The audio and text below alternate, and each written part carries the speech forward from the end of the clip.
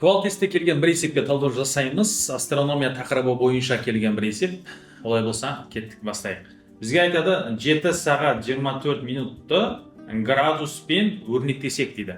Қандай мәнге ие болады? Әрине бізге жазып қойған 1 сағат 15 градусқа тең. Демек біз не істейміз? 7-ні көбейтеміз 15-ке. Бұл бізде келіп шығады 105 градусқа келіп шығады.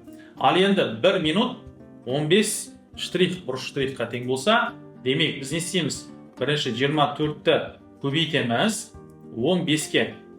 15-ке көбейтеміз.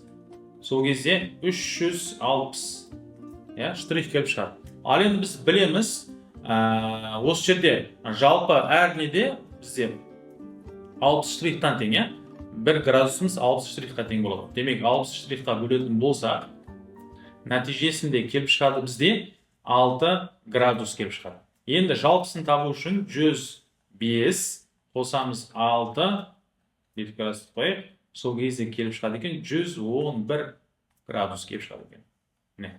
Ол бізде В нұсқасына сәйкес келеді. Яғни бүгін біз сіздермен квалтесте келген бір есепті талдау жасадық. Сіз үшін пайдалы болды деген ойдамын. Және дәл осы видеоны өзіңіздің әріптесіңізбен бөлісуді ұмытпаңыздар.